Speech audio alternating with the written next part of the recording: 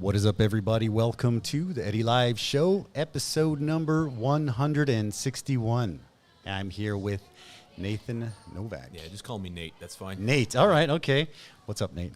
What's up, It's Eddy? nice to meet you, my man. Nice I appreciate to it. meet you as well. Yeah. Yeah, great. man. Great to be up here. So they say the strongest man on the island, but he won't admit it. He won't admit Unfortunately, not me. Brother, appreciate it. Thanks for making the trip from Kaohsiung, man. For this, I'm honored to have you. I'm happy to be here. Brother, awesome. And have a beer with me. And That's have amazing. a beer with you, yeah. And have a beer with me. Great. You know, sometimes people, when they come on the podcast, they don't want to have a beer. And I'm like, you can just have one. Because this is like my night out. You have a beer, have a nice chat. You know, so I'm a big Rogan fan. I think you were saying you're a big Rogan fan. And it's just like, you know, you come and I love it. It was funny because Tony's like, are we going to smoke? I'm like, well, we'll take it easy. We'll probably take it easy on that. But actually, Tony, maybe next time we can do something outside. Yeah, why not? Do a cigar or something. That'd be cool. Can you smoke in here? Inside, no, because it's a restaurant, right? Yeah. So, and usually we do this at about 7 p.m. So it's pretty full and people are like watching and stuff. It's pretty cool, I think. I mean, it started with a GoPro, GoPro Hero 5. Half the time the thing would turn off, old karaoke mics, and then slowly you start to add things, and like we were talking about earlier, become a little bit of obsessed with something. Mm-hmm. So yeah, brother. How did you get the idea to I mean, besides the whole Rogan part, how did you decide to do this? To do this, basically the restaurant was. I mean, I think it's a fantastic idea. I wish there were more. Yeah. Thanks, man. I appreciate it. I love the conversations that I have with customers, and I picked a slow day during the week, and I was just thinking, you know what, if I could I've always wanted to do this. I've been watching Rogan for years. You must have many interesting people that come through here as well. There's a lot of cool people that come through here, man. And before I had the podcast, there was also some cool people that have come through, and I thought, fuck, if I had those guys. Oh, yeah. Missed opportunities. Yeah, it was just like, bam. Yeah. So after having this, like, I try to get everybody that, just everyone with a story. Sometimes people think, oh, I'm not famous, and but like, just a story, right? That's it. We just want a good story. Yeah. I mean, not everybody that Rogan has on either is a big name person. Exactly. But, that also opens up doors for them, and I mean, that's how he came to be who he is, right? Yeah, and Rogan is I love Rogan. I love because it's a restaurant. We were thinking, should we do tacos, or I want to do something spicy, and tacos kind of get crazy and messy with all the gear. And I thought, well, wings would be great. Wings don't. But I mean, Hot Ones is another show that I really like, so I just thought if I can kind of do something similar to those two of my favorite channels, but we can do it with my spin on it, with like live in my restaurant. Customers are walking around, and it's just So I figured that's how we'd go. Yeah, fantastic idea. So this is here. This is episode 161. Well, thank you for having me. Thanks, bro. Thank you for coming. 161 weeks in a row, which is kind of crazy. Yeah, yeah. But it's cool now because in the beginning, nobody really cared, but now it's kind of like, hey, it's actually something. So it's pretty cool. Yeah. It's pretty cool, brother. Good stuff. But speaking of Taiwan, and speaking of coming to Taiwan, obviously the first question is going to be the inevitable question. And the funny thing is, that's what everybody wants to know. They're like, well, the original reason, like, what the hell are we doing in Taiwan? Everyone wants to know. That's the question I always get. Always. Everyone wants to know. I get it probably daily in the restaurant.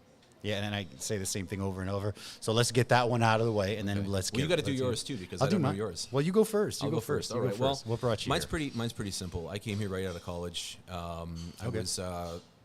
At that, we were discussing politics earlier and how you're not interested. I just don't know anything about it. And I'm no longer interested, but I actually came here to study language, and I was planning on maybe the 2 to 5 year plan, maybe. Gotcha. And then go back to the States and probably pursue a PhD, politically, related to the politics field, military matters, those sorts of things. Dealing with China and whatnot, and I don't know how much I'm supposed to say. The CIA might be watching. Do whatever you want to do. Yeah. But yeah, that's basically the story. And the 2 to 5 year plan became the 10-year plan, and had a kid, and now it's the maybe forever plan. I don't know. I've been here for over 17 years. Okay. And no real plans to go back. So the long and short of it is language study. Okay, language study, obviously Mandarin. But how do you feel about being here for so long? I mean, what's kind of keeping you here? What's keeping me here? Ooh, that's a great question. That's a good one. No, Yeah. all right. I wasn't even prepared for that one. Wow. Okay. Well, strongly. Let's go. Well, I think I see a lot of potential in a lot of places, potential for growth, especially in the field that I'm currently pursuing. Beautiful. So from a business aspect, I think I'll just cut to the chase. If you know me, and we're going to talk about this later on, I'm sure, but I'm a competitive strongman and I'm a coach, strength and conditioning coach. And my goal has always been, I would say for the past 10 years, maybe 8 to 10 years, has kind of been not necessarily to promote myself as an athlete per se, but as to find the beasts on this island and the ones that want to go. We talked about this before, the ones who are OCD, the ones who are obsessed, and the ones who have the potential and the ability, and take them overseas and compete internationally. And if I can be the coach of Taiwan's first internationally competitive strongman, strong woman, strong person, strong people, whatever, I'm happy to do that. So that's my goal right now. Cayenne. Sorry, yeah. No worries. Okay. No worries, yeah. No, that I think it's cool, and I didn't. I mean, I don't want to sound rude, but I didn't know that there was a whole strongman thing happening here until I had Tony on, and then I looked into it a little bit, and Tony introduced me to you, and that's amazing because I think that Taiwan's a great place, and I feel like it's kind of like the West, but like maybe 20 years ago, like opening a restaurant like this, I started in a stand and then small and then medium and then large restaurant. In the West, forget it. I mean, if I was in Vancouver, just no way I had this. Just forget about it. Yeah, I mean, when it comes to a strength and conditioning coach in the States or in Canada or wherever, they wouldn't come to me probably. But here, I think, like I said, there's so much potential. And I think you hit something on the head when you said 10 to 20 years, maybe kind of, I wouldn't say behind, that sounds a little bit negative, but definitely it's a little bit, when it comes to the field that I'm in, it's a little bit behind in that sense as well. Okay. But I think in that sense, it's also kind of on the cusp of something that could be fantastic in the future. Okay. Beautiful. And, I think, with the recent competition in August that just happened, I think, there is an underlying, originally a few years ago, we'll get into this I'm sure later on, but originally a few years ago when I had the idea of having like a similar sort of performance, if you will, maybe not necessarily a competition, but kind of a place for people to kind of perform and kind of show off and build some interest in the sport of strongman. I always had that kind of undercurrent of, this will never take place, this will never happen, this will never take root in Taiwan, gyms are still too new, and people are more interested in this and more interested in that, and it's like, no, I mean, if you talk to the people I talk to and the people that I deal with on a daily basis, not only students, but potential customers, people that I meet in the gym, people who follow me on Instagram, people who are involved in the know, that there is a very strong undercurrent here for similar things. Maybe it hasn't quite broken into the populace the way that, say, Strongman has in the UK, where they wait for, World's Strongest Man happens usually in like spring or summer. They wait till Christmas Day for it to be televised, and they watch that on Christmas Day. Really? In the UK. I mean, that's... Wow, I didn't know that. From my understanding, I mean... That's pretty cool. Correct me if I'm wrong. It's like the Super Bowl, yeah? Well, I mean, it used to be anyway. I mean, I remember, watching Eddy Hall, if you know who Eddy Hall is, watching his YouTube channel, his channel, and they're like, he remembered waiting until Christmas Day for World's Strongest Man because he was like, I'm going to be that guy someday, And I don't know if it's that way now, but I mean... I think there's a possibility that it could, over time in Taiwan, also become something that people anticipate and look forward to. And that's great. I think it's great. I mean, I came here actually as a soccer coach. I was coaching soccer. Of course, I did the kindergarten and all the teaching and stuff like that. But I also thought when I was coaching 20 years ago that it was, again, not behind, but like there's opportunity there. Whereas if I was coaching, always on the edge, right? Just like you could just take that one more leap. Yeah. I mean, everything. I mean, for example, when I do the restaurant, I mean, I could not do something like this in like Vancouver or Seattle or wherever, right? It's tough. Yeah. I think it's good. I think it's a good place to be, and I think bringing sort of the knowledge we have from the West to here is awesome. Oh, right? yeah. Oh, here they are. Wings are here. All right. Very nice. Looks like we're starting. Which one do I have side. to be aware of? We're gonna go from here to there. Okay. So we'll take our time on that. All right. Yeah, Boom. you mentioned Yeah. that Tony introduced me to you. Tony also introduced you to me. So Yeah, well, I appreciate it, man. good Yeah. stuff. And thanks, Tony. Thank you to Tony. What's up, brother? Yeah, all right. So let's start. Well, the food's here, so let's get the first one down the hatch, right? Yeah, so the first one is just the basic buffalo. Okay. Right? It's a pretty popular one. All right, well, just They grab all that do one on have top, I spice, suppose. but they're not. Yeah, It's you, the first thing I've eaten all day. well, you can take the drums, man. All the drums are over. That's where the Sure. meat's at, right? Okay. Yeah, of course, bro. They do this all the time. I usually fast on days I don't train, so today's a non-training day. While you dig into that, tell me about the fasting, intermittent fasting, 1 meal a day. Is it just calories in, calories out? It I is. mean, yeah. I mean, let me know what you think about that because. I agree. Yeah. I mean, for those of you who've seen Tony's podcast, I agree with almost everything Okay. he says. It is calories in, calories out. It is. Okay. It's simple but not easy. Let's put it that way. Okay. The reason why I fast is because I've now probably at least 3 times in my life both gained weight and lost weight on purpose, and I know how my body responds to calories coming in. Okay. And on days where I don't train, I usually don't. I usually fast until the evening. Reason being that is if I eat something in the morning, or if I eat something early in the day, I'm usually starving by the afternoon. I'll get twitchy, shaky. You start whatever. up the metabolism. Is that what it is? Yeah, or- I think okay. I think so. I mean, the science behind it, I've read several things, but I think for me anyway, if I don't eat something in the morning, if I fast during the day, I'm good and no problem. I almost never feel hungry. So What about something like a 3, 4, 5, 10-day cleanse, where it's just like water or like a lemon juice I'm sort of probably deal? going to catch hell for saying this, but there's really no conclusive scientific evidence to back that up from anything Okay. that I've read and researched. No, it's cool. Yeah. I'm just that's why You know. I take the chance to ask someone like you, someone like Tony, And because I watch stuff and I don't know what Oh, yeah. what works and what doesn't work. I know what works for me, but Well, that's just it. I mean, I think that what happens is, as I explain to students and I explain to clients and I explain to other people that coaching itself is to some extent obviously a science. Yeah. But there's also like I guess you could say an art to it. And I don't mean like painting a picture art. What I mean is, when we're reading a book to prepare for, a test, or when we're reading, this or that to prepare for a licensure exam or something like this, or a certification, the book can only go by science, basically. It can only go by, the vast majority of people do it this way, roughly speaking, and that's what the large number of test cases show us. Okay. But when it comes to the individual, maybe if I were to use an example from my own experience. sure. Basically, people squat in this manner. If you're going to do a barbell squat, basically it is in this manner. Maybe it's a low bar, maybe it's a high bar. I don't want to get too esoteric, but people basically squat in this manner. But, if your femurs are longer or shorter, right, that's an individual thing. That's the art of coaching. That's the art aspect of it, which, some people think, coaching, you don't need a coach. Some people think, coaching is absolutely necessary. And you've got to be able to find those people, those professionals who can pull those little things out of your anatomy or your physique or your own training or whatever and tweak it to fit you. That makes sense. Yeah, 100%. And so applied to diet also, I mean, there's like for me, I don't think I have ever once in my life ever prescribed for any client to do fasting. Okay. Reason being is because do I believe in it? I mean, I personally think that it works for me, and I know enough about how I cut weight and how I gain weight and how I train and what works for me on the next. Like tonight, I'll go home, I'll have a very high carb meal. Also, part of that is wanting to save those calories for later on at night when I do what's called carb loading, and that's just to make sure that there's glycogen in my muscles and my insulin levels are not.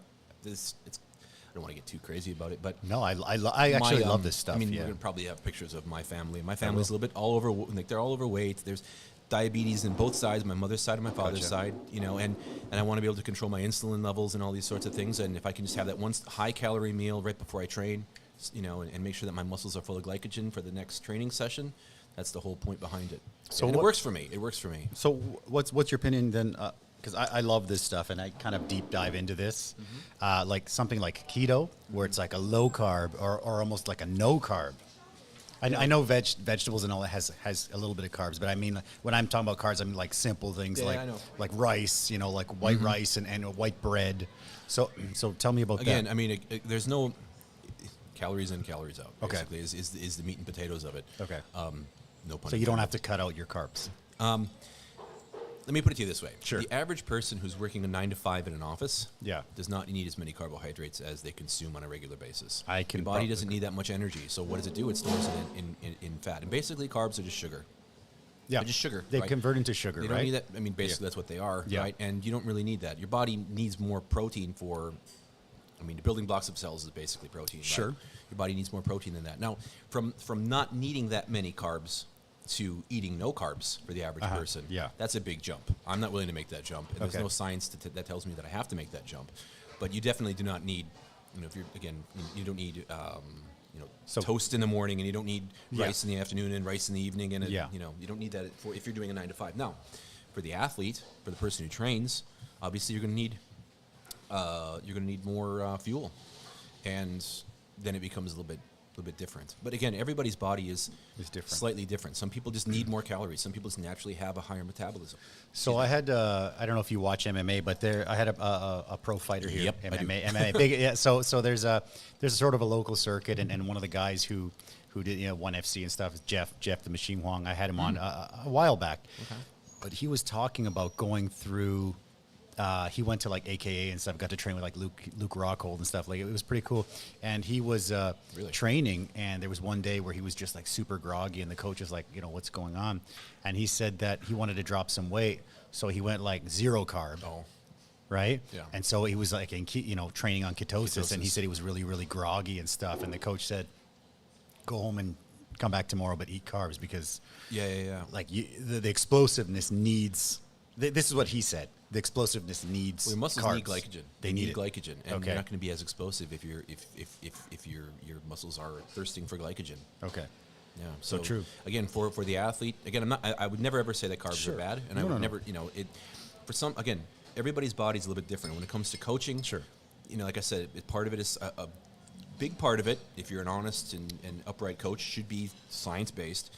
But there's also that little art aspect that, every student is slightly different, whether it's a female versus male, whether it's a taller versus shorter, whether it's, a power lifter versus a CrossFitter. Like everything is going to be tailored to the particular athlete. The 3 body types, right? I think. I mean, or is that just old school science? Like ideals. When I grew up, that's what that ideals, was. Let's put it that way. Nobody really fits into that, but okay. they're ideals. It's kind of like in order to explain why someone, let's say, like I know people who do, Brazilian Jiu-Jitsu, or people who do MMA, or people who, do cycling, those sorts of things, boxing, who have just naturally faster metabolisms than, for sure. The people. And are they ectomorphs? Like, maybe not. Like, where would you fit me on that spectrum? It's more of a spectrum. It's more of like an ideal within a spectrum. Okay. If that makes sense. And there are people who have naturally slower metabolisms. Gotcha. But there are ways of tweaking that, right? The more muscle mass you have on your frame, the faster your metabolism is. Obviously, the more activity, the larger you are, the more caloric, the more calories you need. Yeah, the more calories you need. Yeah, so that makes sense. Activity levels and whatnot. So you're mentioning coaching. If anybody here is interested in coaching in the Kaohsiung area, in the description below, you will find all the info to hire this man. And what they say in sort of the industry is, he's probably your coach's coach. Because if your coach had a coach. It probably is this guy right here. Most of my students, clients right now actually are coaches themselves. Okay, beautiful. I'm a strength and conditioning coach, but I mean I have clients from all different ends of the spectrum. Just women wanting to lose weight to women who've just had children. Is that at a different end of the spectrum? I'm not sure exactly, but to people who are I have students who are boxers. I have students who are competitive strongmen, competitive powerlifters. To people who just want to add muscle. I've also coached classic physique athletes and those sorts of things. So it's not just because I do strongman. That's the only thing that I do. That sort of thing. So quick. I just quickly want to separate, make distinct, like the strongman and the powerlifting, right? Mm-hmm. So these are 2 different things, obviously, right? Yeah. Are they related at all, or the strongman's a competition. I mean, I don't know. Like I'm going to quote Eddie Hall here, and I'm going to say, you squat, bench, and deadlift also? Those are my accessories. Okay. Yeah, that's a little jab at the powerlifting people. No, I would say that, they're to some extent they are closely related in that obviously you need to be strong, you need to be powerful. And we train a lot of similar movements, at least in the static movements. So for those of you who don't know, powerlifting is essentially 3 main movements. in a competition, a set competition, squat, bench, and deadlift. And you have, in a competition, you have basically 3 attempts to get your highest total possible. And at the end of the competition, your highest total added together, that's your total. The person with the highest total takes first place. Okay, I didn't know that. So they're all static lifts, and they're all just basically 1 repetition. Oh, really? Yeah. Oh, like max rep type thing. Max weight for a single. Okay, yeah. okay. And strongman is quite a bit different in the sense that there are static and dynamic movements. So, I mean, yes, there is a deadlift event, there is a pressing event, but we don't have a bench press. Very, very rarely is there a chest press. Okay. In strongman, typically it's some sort of overhead movement. Sometimes even 2 in the same competition. Okay.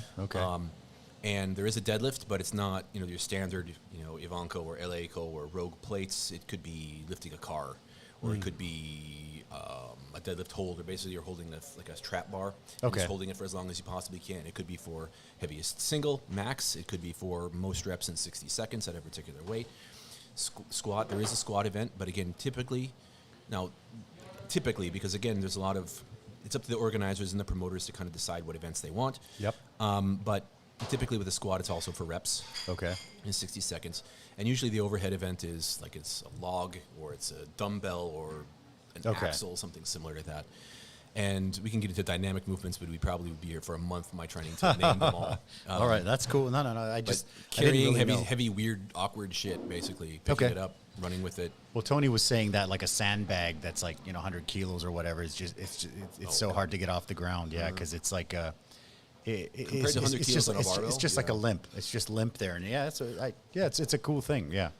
Yeah. Well, I think also a barbell is basically, I know that a lot of people probably would think, well, lifting a barbell is heavy, but a barbell is supposed to be basically the most efficient way of being able to lift that amount of weight. It's kind of there for you. There for you. It's shaped that way. It has that diameter to make it as easy as possible for you to lift that. Whereas when it comes to strongman, we do awkward shit. We carry awkward stuff. We pick up awkward stuff. So it's functional. Everything to a certain degree is functional, but okay. It'd be more related to what you would do in your daily life. Do you pick up a sandbag every day? No, but do you pick up a box full of stuff? Yeah. That's different from a barbell. Okay. Right? 100 kilos or 50 kilos in a box is going to feel different from 50 kilos on a barbell just because of centers of gravity and leverages, right? And that's what makes a sandbag so hard. It kind of comes to life as you pick it up. It isn't just a solid block of whatever. Yeah. It's actually moving as you pick it up, and the center of gravity on a barbell is that big, where a sandbag may be that big. And I'm talking about the diameter, right? Mm-hmm. That's a harder thing to pick up. Yep. So what about, we'll grab the next one, but what about CrossFit? What's the opinion on CrossFit? Yay or nay? I mean, either way is fine. I mean, like, I have friends with CrossFit gyms. I have friends that are like super pro CrossFit. I know people that are like anti-CrossFit. I mean, like we were talking about Rogan, big Rogan fan. He was talking about GSP's trainer, Faraz Zahabi, right? Uh-huh. He was saying that you should never go 100%, to failure. You should go to like 60 or 70, and you could do it like every day. Never go to 100. So I don't know. What's your opinion? My opinion on CrossFit, it kind of depends on what you mean by that. You mean like competitive CrossFit? Yeah, I mean like let's just say people are going, the average Joe is going to World Gym, hiring a trainer or whatever, or the average Joe goes to a CrossFit gym and does like the whole CrossFit routine thing. I mean, CrossFit as a sport is completely legitimate. I mean, there's no reason to say that it wouldn't be. That said, it is the average person who sits at an office 9 to 5 every day, and then get up and go and do a bunch of burpees and a bunch of power cleans and a bunch of kipping pull-ups. Is that going to benefit them? I mean, again, it kind of all comes down to your goal, right? Okay. What is your goal? Is CrossFit the best way to, let's say, lose weight? Okay. I mean, it's better than doing nothing.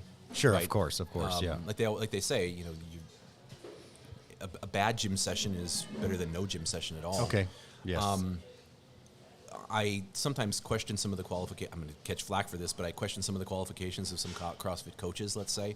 The reason why I say this is not because I'm taking a jab at CrossFit. It's because I have students who come to me and they're like, well, I need to learn how to front squat. I need to learn how to do a power clean. I need to know how to do a snatch. I'm like, well, okay. I mean, I can teach you that. And then it comes out that they're doing and you're CrossFit. Like, why? Okay. And I'm like, well, your CrossFit coach doesn't teach you this? It's like, no, they write the WOD on the board and then they just scream at you, basically. And that's not every CrossFit coach, and I'm not saying that it's not legitimate, but I have some questions about what actually goes on in CrossFit gyms if you're a novice and you go for a CrossFit training session and you can't do a snatch, and your coach either can't Says take do the a time snatch. Yeah. or doesn't know how to coach you to do a snatch properly. Gotcha. That would be my Okay. biggest quibble that I've had. And I've had more than one person. I've had probably more like 5 or 6 people.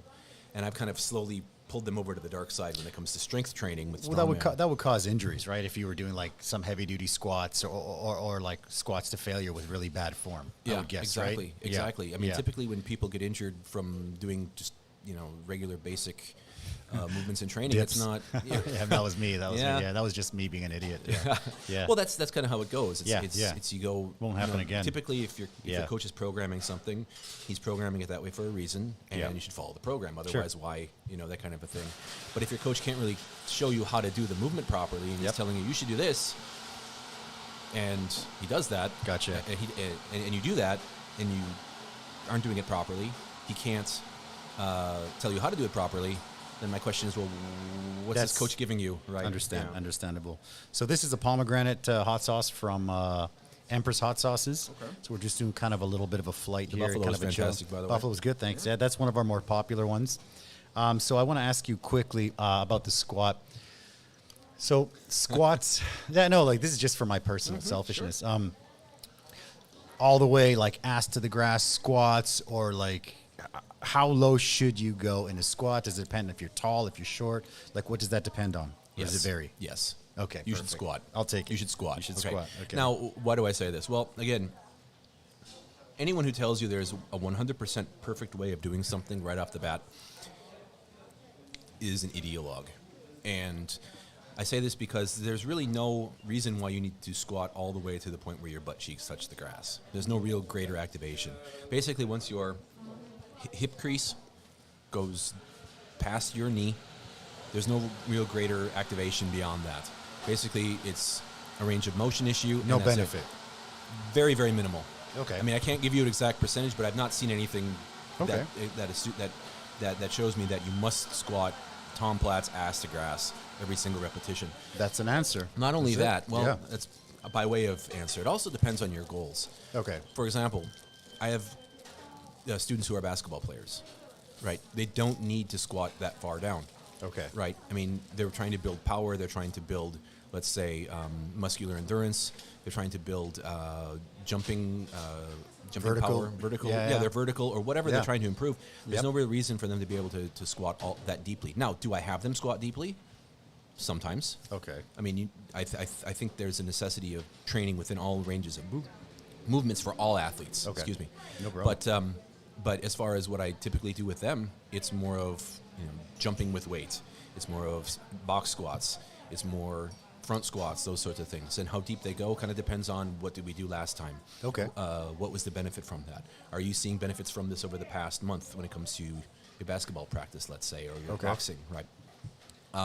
So again, I think, like I said, coaching is mostly a science, but it's also an art. And I think, again, that's part of the art. I mean, if I were to take, say, a tennis player and have them do powerlifting, right, doesn't really make much sense, right? It's the same kind of thing. So I think no matter how...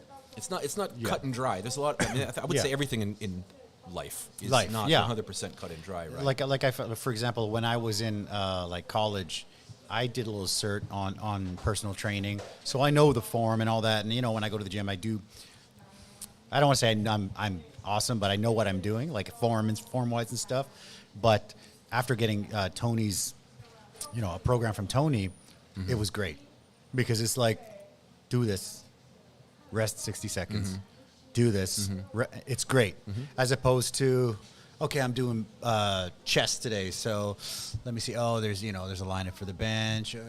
Dumbbell press. Okay, well, what did I do last week? And blah, blah, blah. Exactly, that's what happens, right? Yeah. And then it's like, okay, well, I'm going to skip abs. Yeah. That's basically what happens, right? Or skip calves. You know what I mean? And it's just, So it's like, it's great to be like, to have a coach. I think in anything, even with this restaurant, we've gone through and hired people to help us sort of systemize the restaurant, and we're still working on that. We do want to franchise. We want to do a lot of things, and I find that when you have someone on the outside that's kind of like watching everything, it helps you so much in any business, 100%. Any business. Like for even with this business, man, not even in business, anything in life, in anything in life. Business. For example, Over the last few months, I've interviewed some really big YouTubers, foreign YouTubers in Taiwan. And when I talked to them, we were talking about the OCD. They're super obsessed with YouTube. And we talk about things, and they're like thumbnails, headlines, and then I start to learn more, and it's great. And, you know, when I have a question, I'll be like, what do you think of this headline? And they'll be like, you know, yes or no. They're like, no. It's not clickbaity enough. It's not going to get enough views. It's fantastic. So when you have somebody that you can talk to that's kind of ahead, it's great. It's amazing. I love it. Hiring a coach in almost anything you want to become better at, like more proficient in something. If you have a coach or if you have some kind of a mentor, oh God, it's crazy. It's so good. And I think as a coach too, for anybody who might be watching this who's thinking about getting into coaching or whatever, or who is a coach or who is looking for a coach, I think the most, obviously beyond credentials and obviously just knowing what the hell he or she is doing. Sure. The second thing would be honesty and directness. I don't think that you solve any problems by, oh no, that's okay. Like there needs to be an honest communication path between you and your coach all the time. It's like if that was RP, I don't want to get too. Do it. Let's go. But if it's RPE 9.5, okay, and you're like, no, it's 7, and your coach is like, okay, add 10 more kilos, and then you die, right? Like, first of all, the coach should be able to. RPE is your own kind of feeling of how something goes, but a coach should be able, with his trained eye or her trained eye, to see basically what RPE that is. And then secondly, when he says or she says, no, don't go heavier, you need to listen. Right? There's a reason for that, right? Especially if you're preparing for a competition or you're preparing for something in particular. If you're like I use this example of boxing because I have several students who are boxers. Beautiful. You know, if you're crushing them before their next boxing match or their next sparring session, they have a shit sparring session. Well, how is that going to help them in the long run, right? Like they're not there to squat the world. They're there to get better for their sport. You want to kind of have them peak at the right time. And that's right. That's the whole point for programming, especially. I mean, at least for competitive athletes. Yeah. Okay. Beautiful. Yeah. I love it. How's the pomegranate? Did you try it? Pomegranate. How is it? Yeah. Then no, it's good. It's good. This is what this is all about, brother. I mean, like I said, these conversations are probably my favorite part of this restaurant business. Yeah. These guys, these are Empress hot sauces. Nice. They got some pretty cool hot sauces. Unique sort of like the Willy Wonka of hot sauces. Nice. And they got some really cool passion fruit mustard, like crazy stuff, but delicious. As I told Tony, I fear the Reaper. The Reaper. That's right. Yeah, brother. So beautiful. So you came to learn Chinese, right? Yeah. Mandarin. We always say Chinese here, but overseas, you say Mandarin or whatever, right? Yeah. So how important do you think it is in Taiwan for a foreigner to speak Mandarin? I think my honest opinion. Yeah, of course. That's what we're here for. I think that the typical local, and it's not a criticism of the locals at all. Sure. I understand exactly why it is. To automatically assume that they need to speak English in order to communicate with you is a knock on us. It's a knock on us. Okay. I think there are things that I don't know how to say properly. I don't know how to write properly. I don't know how to read properly. But I think it's necessary that you make some form of an effort.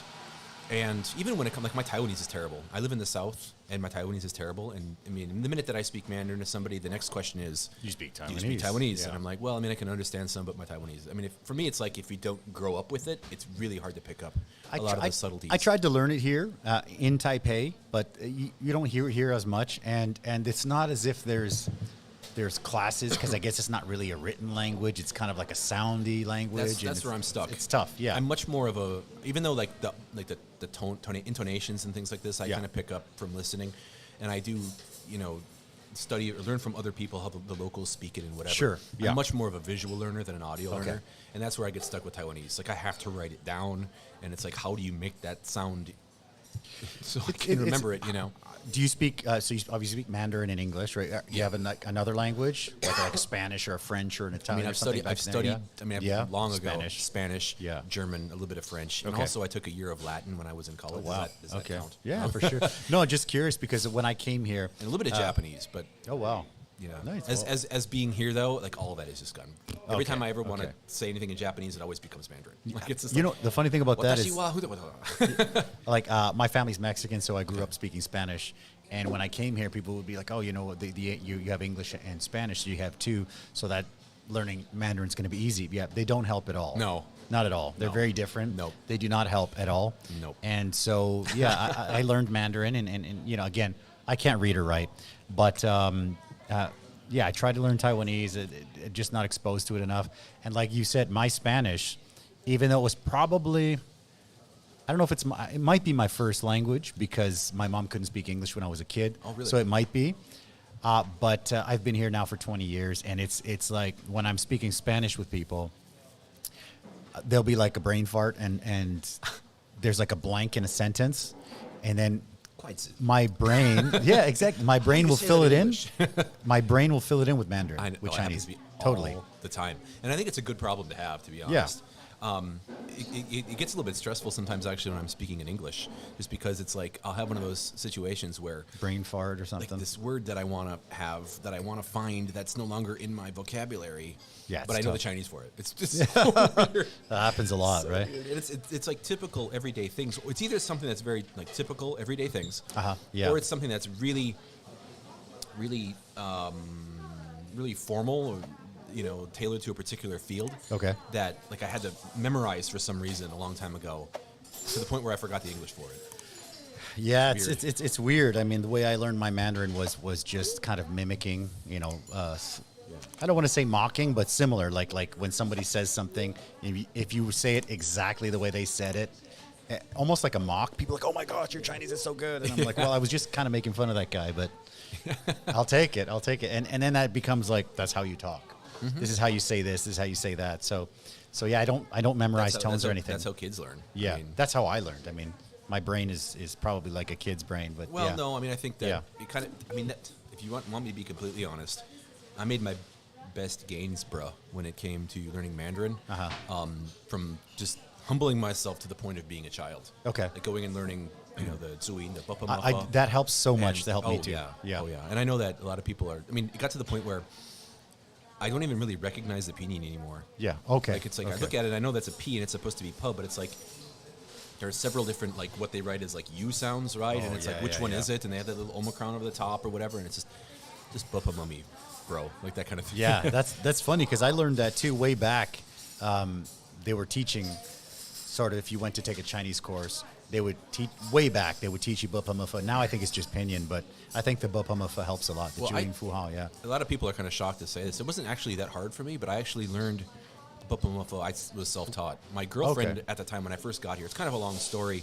Originally I was in Gangsan. My first job was in Gangsan.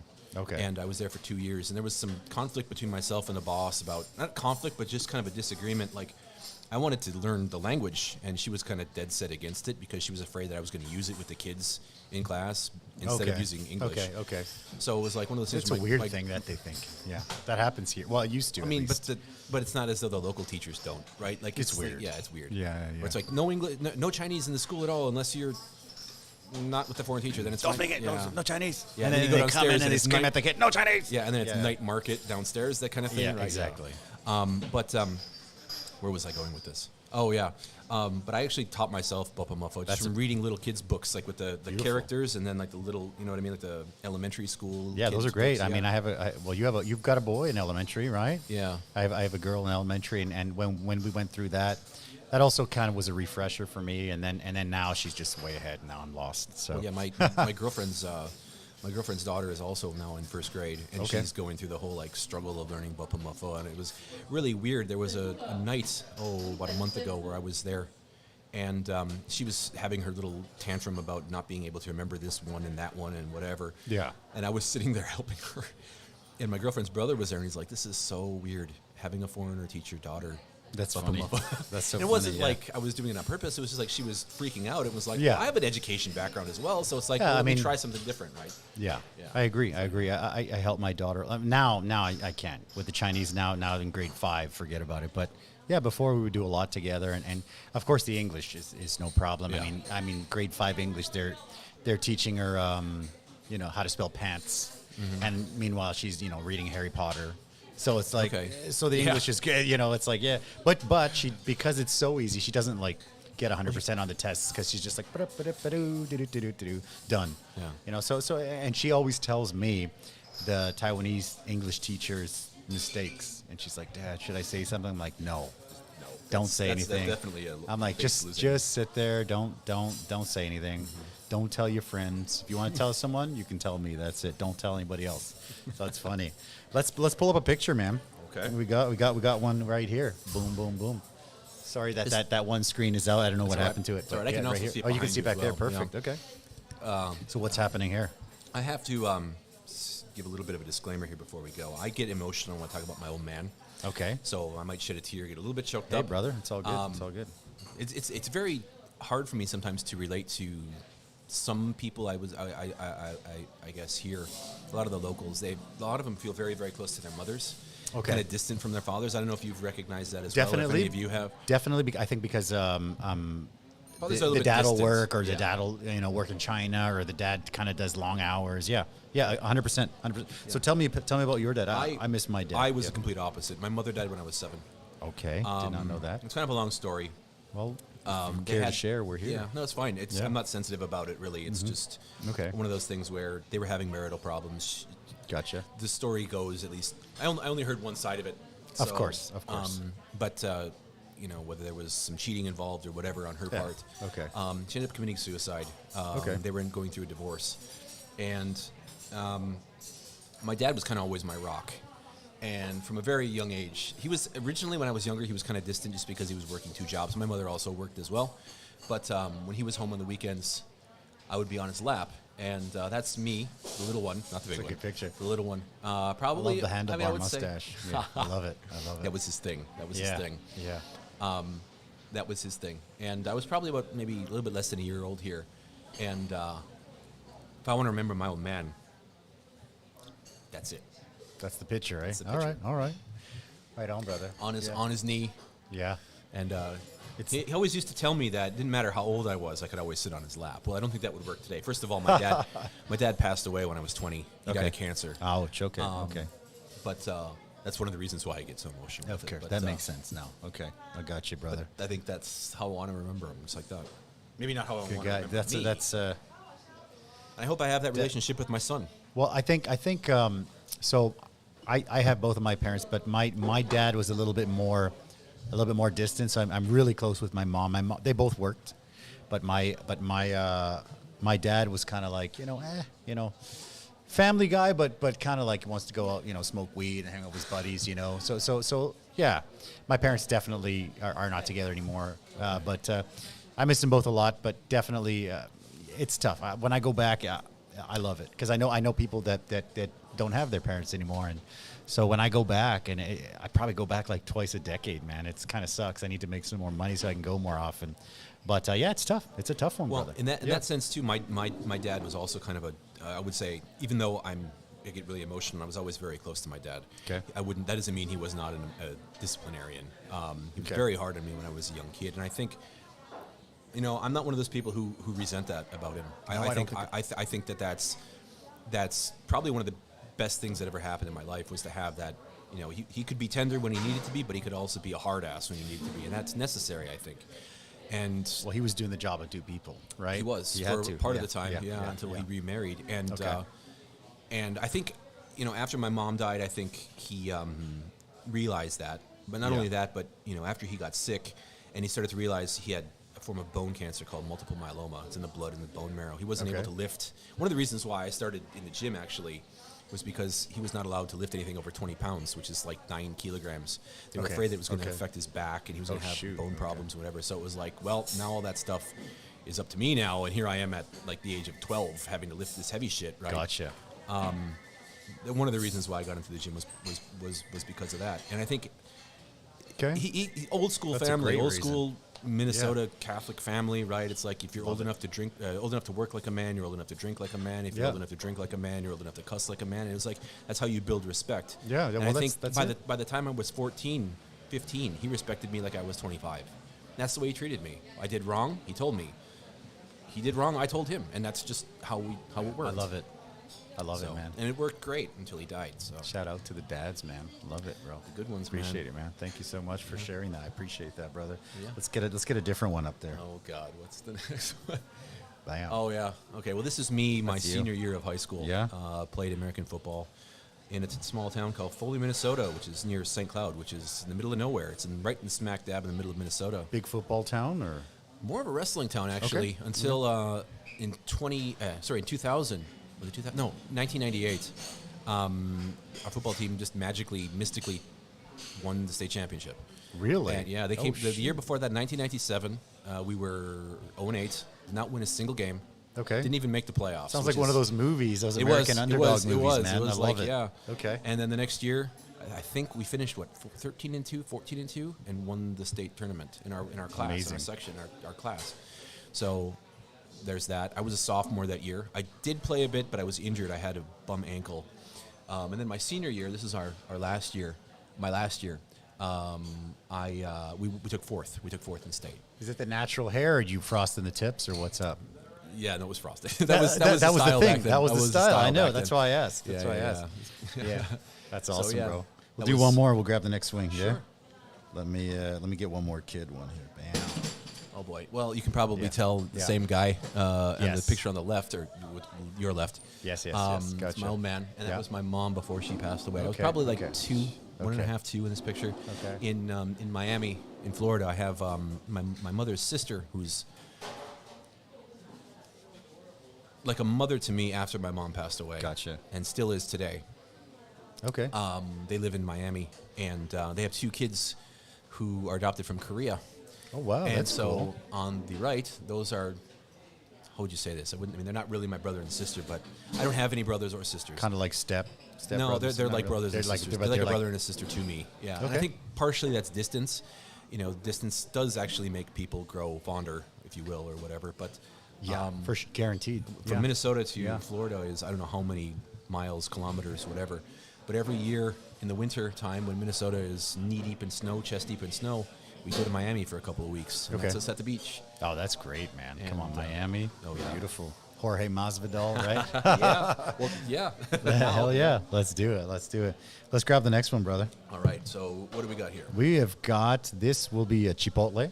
Okay. So we're kind of just going through like a chill flight, right? So this is a Chipotle. All right. It's kind of like smoky, a little bit sweet, like a honey-ish. All So, right. Yeah, Well, let me so sample make this that one. thing. So get on that, man. Get in on that action. One thing that's hard to find in Taiwan is a good barbecue sauce, I find, in a lot of restaurants. So this We actually have a decent barbecue sauce that we make here. It's not on our flight because it's not bad. The funny thing is, we make so many sauces here, and people are always like, "Man, you should bottle this. You should bottle this." And I'm like, I never even thought about it because again, like we were talking about with a coach, sometimes when you're doing your own thing, like I've been doing this for 15 years, so that's one of the reasons why I do this podcast, because it's like, it's new, it's something fun. Oh, yeah. It's something that I know. I do know a lot about it now after 3 years, but it's something that I knew very little about, and it's exciting. And I don't want to say I know everything about a restaurant, but it's like, I'm 44. It's been my life for 15 years. I've been in here, Taiwan for 20 years. 15 of them I've been a restaurant guy. From standing the night market, into a restaurant, to completely broke for probably almost a decade. And then, started coming back, and then all of a sudden COVID comes, and then, it destroys your bank account. Yeah. And then you're kind of coming back up, and now things are getting back to normal and getting kind of nice Semi-normal, again, yeah. semi-normal, kind of like, we're not like making huge money. We're not rich, but it's getting to a point where it's like, okay, there's money in the bank again. If I want to go and buy a new microphone, I can. Whereas before, it's like, okay, well, Counting your pennies and whatever. counting your pennies in a piggy bank for a busted old GoPro, so you can, look. So yeah, so I Man, think that was me last year, man. I mean, I had no income for 3 months, right? that's- And I still think, and I still have students who haven't really come back. They'll maybe one class here, one class there, but they were the students who were before COVID were kind of very consistent, or at least quite consistent anyway. Okay. Yeah. They haven't come back or whatever. So, but yeah, it's tough, man. It's a tough road, man. I mean, like I said, it's been 15 years. Now, again, we're to a point where I want to do some expanding. I want to try that. We expanded twice, and we closed the second one just before COVID, and which was lucky. Yeah. But now, I want to do it again. But I got to go home. I haven't seen my mom. I haven't seen my dad, and my daughter has Finally can go home now. I too, finally right? can without the quarantine on the way back, and my daughter has, obviously she knows my family, but she's 10 and she's been to Canada. Okay, one when she was 1.5, which she doesn't really remember. Yeah, and then one when she was like 5. So it's like, it's tough. It's a tough one being an overseas person. But I also think that I think it grows you a lot more. Oh, yeah. I mean, I have friends, my high school friends, when I go back home, and I love them. I love them all, and I love chatting with them, and they're great. But it's definitely when I came here, I've had to go through hell. I mean, being broke for so, and going through COVID. I mean, 3 months of losing money here. Oh, yeah. Taking, and hustling and making tamales and making everything so that we could kind of make sure we take care of our staff. Yeah, make it through. And we did, and now it's good. And it's great, that there's some money now in the account, but it was tough. Everything was going to zero. Yeah, tell me about it, man. Everything was going to minus. You're just like, okay, how much longer? 2 weeks, 2 weeks. I mean, like I said, rough, man. Even really coaching rough. hasn't gotten back to where it was before. I think now hopefully things are starting to get back to normal. I hope. I'm not sure. The restaurant is, I wouldn't say normal, but it's getting back there. It's getting back, so it's good. It's good. Good. Yeah. Good. It's nice. Yeah. It's good to hear. Yeah, bro. I mean, I don't know about Kaohsiung. I mean, was it a huge effect in Taipei? Was a huge effect. I mean, I guess you can't compare because that's where you live, right? Yeah. Well, I mean, my whole feeling on COVID, I'm a little bit more. I probably will say things that are controversial. No, do it because I But think similarly. Yeah. I really think that I know that there are people who've lost their lives. I've had friends who've lost family members. I know that it wasn't a bogus. I've read all sorts of bullshit. Bullocks on the internet, if you will. Pandemic, scamdemic. Yeah. Come on, man. Yeah. But I mean, I had a conversation on the internet actually last night about this, where it's like, Taiwan did a really good job, and I think to a certain extent they did, right? But it's like, what are the long-term effects of this? I mean, I walk down one of the main streets of Kaohsiung almost every day to go to the gym or to go to work. It's the same road, just different directions, right? And I see restaurants that 2 years ago were thriving, and they're boarded up, and the stuff is being ripped out, and there's empty, for rent, empty for rent, empty for rent. Yeah. And it's like, and somebody last night on the internet made. I usually don't get involved in online chats, but every time somebody makes some sort of outlandish comment about, it's always a foreigner. Yeah, it's always one of us. It's always one of us, and makes us look bad, Sad man. face. But yeah, it's like, and the point was made. Well, the death numbers would have been far worse than the implications of any sort of economic downturn. And it's like, yeah, but you don't really factor. There's no news story about the number of people whose lives have been devastated, being unable. They've lost their businesses, and it's like, it's not just a business. Not all those people are loaded. Like their life savings, right? Like that's what they wanted to do their entire life, and they were doing well.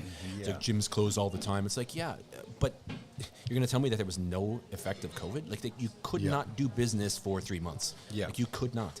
And restaurants, like, if you don't have Uber, you don't have Food Panda, right? You're fucked. You're absolutely fucked. Well, even with Uber and Food Panda, most people don't know this, but they take 35%. Oh, yeah. Yeah. I say it as many times as I can because people are like, hey, yeah, I get Uber from you guys all the time. And I will always reply, we have built our own online ordering system. Order directly from me. I'll give you whatever. Plug. Yeah, you got to have it, right? Because Uber keeps basically 40%. Yeah. Well, 35 plus the 5% of tax. So that's not quite half, but it's almost half. Yeah. And it's like, then you're still paying your staff and your food and all that stuff. So it's pretty crazy. Yeah. Well, I mean, to another extent, like, I wouldn't order from most of the places that I order from. I wouldn't go there at all if because they're too far or inconvenient or whatever. I find new places I just started using Uber Eats. Yeah. I was against it for a long time, but I understand. I'm a big YouTube guy. Yeah. And who's the king of YouTube is Mr. Beast, right? And so Mr. Beast has a brand called Beast Burger, and they're actually in Taiwan. Yeah. I mean, they're cooperating with the brand called Just Kitchen. So they have Beast Burger here, and my daughter loves Mr. Beast. I love Mr. Beast. So I'm like, let's get that. So I signed up. And we've got it in Kaohsiung now too, as well. Yeah, Mr. Beast too. Yeah. So Mr. Beast, Beast Burger. So basically, yeah, I set up my Uber Eats just so we could get Beast Burger. And then when I go on there, I found that in Tianmu, of course, there's lots of Indian restaurants, but there's one that's like not even a restaurant. Apparently, it's like some 7th floor dude with a kitchen. I don't know how it is that he got on Uber Eats, but he's there. But he's there, and it's like these little Indian lunch boxes, and they're vegetarian, and they're really good. And my driver, I'm like, that one usually it's a bit later, and I asked the driver, I'm like, is everything okay? And they'll say, well, this is it's like some dude on the 7th floor in his kitchen. And I was like, oh, really? That's interesting. So I don't know how Uber works with that, but yeah, it's crazy. I mean, it must work somehow. It works somehow, yeah, for sure. And good. And I love Indian. I love Mexican. As long as the food is good, I just like good food, man. So we need to go out and do some more food things. But Speaking of good food, yeah. How the wings? What's this one? So this one, grab it, man. That should be cayenne, I believe. Oh, yeah. God, is this gonna make you cry? No. We're just doing kind of like a. Yeah, that's cayenne. Yeah, just kind of like a mellow soap. The funny thing was this cayenne sauce. We home make it as well, but this nice and sour. Yeah, it is. Yeah, it's got a lot of vinegar. So that was kind of like our first attempt. So buffalo is made with cayenne, but it's got a lot of butter. Yeah. So we were making. This was my first attempt at like a buffalo-ish sauce without the butter, and people liked it. But eventually, people still love the buffalo. So we keep them both on the menu, and they both do pretty good, man. Yeah, the buffalo is our best seller by far. So we use the original buffalo sauce is 50-50 Frank's and butter, right? Frank's hot sauce. But we were like, okay, so we did that for a while. It's also fantastic. By Thanks, the way. man. That's our, we make that from scratch as well. Plug. Yeah, plug. Yeah, and basically, so 50-50. Yeah, I decided I'm going to try to make my own Frank's sort of sauce knockoff because during COVID, nobody was importing Frank's anymore. Yeah. So I said, let me make my own. And then I made my own, and I got to the point, like this point, where I thought, well, I don't want to switch back to Frank's now because this is way better. Yeah. It's like, it's made with like the fresh, long cayenne peppers from the market and stuff like that, which is going to turn out way better than like a bottled Frank's, right? Yeah. So it's great. And Frank's is a bit salty, I think. In my opinion, it's a bit salty. Yeah. But with the butter, it cuts it down. But it's still, and Taiwanese, if you make something really salty, they're like, what the hell? Shit. But now with this one, I think we kind of, Just a different palate, I think. Yeah. I think we've got a little closer to I wouldn't say anything's perfect, but it's pretty close. It's pretty close to really what nice. I want. To what I want, yeah. I mean, little known fact about me, my girlfriend gives me shit all the time. Okay. About like how I like the flavors that I like. Basically, Okay. my favorite flavors are smoky and sour, and that's Oh wow. Okay. about it. Yeah. Beautiful. Most people are like, So oh, I like barbecue, sweet. Texas barbecue, Oh, God. American barbecue. Yeah, American barbecue. So I love barbecue. I grew up. Mexicans do pretty good barbecue, but it's mostly like grilled, like carne asada type thing. Canadians have like great barbecue with like, burgers and, steaks and hamburger hot dog on the grill. But coming here, I met a few people, Kevin, Baba Kevin's, Texas Tom, a few different places where they actually do like American Texas like barbecue, like and after you get like an 18-hour brisket, slow that kind of thing. smoke, slow cooked brisket. That's next level. As much as I love barbecue from all over the world, when you get one of those briskets, forget about it. Yeah. It's like, forget it. No contest. Yeah. It's amazing. It's like I you love don't want it to end. It's Yeah, just, you're sad when I- you're finishing your plate. You're I like, usually oh, am shit, a that's the very last piece. fast eater. Like I just, Okay. for me, food is fuel. I don't really Okay. consider that much. Like I just like, okay, it's got this. I'm doing this tomorrow. I got to have this, and this. I love okay, it. that's in my diet. I go. Yep. But with brisket, it's one of those things you can just. It's kind of like for me. I also really like cheesecake. So it's like Okay. if it's like Brisket one of and those cheesecake, really let's good go. like key lime pie style cheesecake, Yeah. cheesecakes or whatever. Just it's like you want to just enjoy. It's kind of like how I am with beer. I don't often drink, but it's like when it comes to a beer, I'll have one, Yeah. but it'll be like the one that I can just sit and sip for an hour. Yeah. Well, next time I'll have a nice dark beer for you, man. Yeah. Actually, dark is my favorite as well. It's a tough sell though on tap. Okay. Because it's definitely the slowest. I think here, this is kind of like Little America, right? But the American school and stuff like that. So IPAs are the best seller by far, and then the lager. Okay. And then you get Makes everything sense. else, and then the dark. I was the only one that I Yeah. knew in college who liked Guinness. Okay. Yeah. There you go. And it was There like you I could just sit and everybody else would be doing, this and that, Budweiser, whatever. Shots of American Cuervo. Beals. And I'd just be sitting there with a. Well, I mean, I did my fair share of those as So well. did when I. was in So did I. college. Yeah. Of course. If you want me, but it's like a shot of Cuervo, and I'd just be sitting there with my Guinness, and everyone would be looking at that and like, And then they try, and they're "Fuck like, is "Ah, that? that's gross." It tastes like coffee." It's like, not really. It's fantastic. It's Yep. wonderful. Agree. Yeah. Agree, brother. Let's do a quick rapid fire here, yeah, just for fun. How quick? Yeah, and then let's go. So, This is my favorite one so far. yeah, really, Just that sour awesome. vinegar. Yeah, so that's really like a really not condensed, like a really concentrated sort of a sauce with like fresh garlic, onion, like and it's like simmered, and of course it's mixed with vinegar. Yeah. And I love that. I mentioned a moment ago, my girlfriend gives me shit all the time. It's like, we'll go to a hot pot place. Yeah. And we'll have like the sour, what is it? The Suan La, no, the ma la huo, the spicy. No, It'd be, I usually go with like the sour based. I can't even think right? of the Chinese at the moment. Yeah. It's like they have like Don't touch sour your eyes. the sour vegetable. Yeah. The Suan Cai. Cai. Yeah. And the bai cai. That's actually what it's called. And Suan Cai. then, Right? and then pork in there. And then what do? I'll take it out of there. It's already sour. Yeah. I'll put it in vinegar and chives, so like chives super or whatever. Okay. Oh, and she's just like, Super how can sour. you do that? It's like that. What's that Reese's Pieces peanut butter cup commercial? Or Reese's peanut butter cup commercial where it's like he ate the inside of the cup peanut butter cup beforehand. Yeah. And the outside is just the ring. And it's like, Yeah. how do you do that, Raj? And it's like, how do you eat that? It's good. It's good. Exactly. It's good. I love it. I love it. I don't know how else to explain it. All right, let me go. Typical breakfast for you. None. Coffee. Black coffee. Black coffee. So you're doing Yep. is that intermittent fasting, or you just don't want to start your metabolism? On days where I don't train, it's part of intermittent fasting. Okay. And on days that I do train, it's just I eat before, like a half an hour before I train. No intermittent fasting on Days that I train? trains. No. Yeah. Okay. No. Gotcha. Okay. It's just a habit. I can't eat in the morning. I feel shit. Me too. Yeah. But Tony was saying eat a little bit and then go, which is because I usually do training fasted. I mean, but I'm also trying to burn my fat. I'm not trying to get strongman. Well, also that's part of Yeah. it is calorie control as well, because I'm trying Okay. to make weight. I don't want to go too crazy with that. I compete Gotcha. in a lower weight class, so I have to actually make weight. Gotcha. When I was doing the super heavyweight. Yeah. When I was heavy, I don't know if you have that in the pictures or not. I do. When We're gonna go through those. Yeah. When I was bigger, I would eat breakfast on days that I trained, but I Okay. would still fast on days that I didn't train. Then Okay. I would eat breakfast. Okay. On those days, it would be like I would make little waffles and like eggs, and that would be my go-to. Love it. I love With black coffee. I love bacon and eggs. I just Yeah. but the eggs have to be Just right. And I try not to be a dick about that, but I love that stuff. Summer or winter? Summer. Okay. I mean, I'm not, like I said, I don't know how fast-paced you want to go here. I like feeling comfortable in Yeah. the winter here. Uh-huh. But I come from a cold place, and we have like 2 months of summer.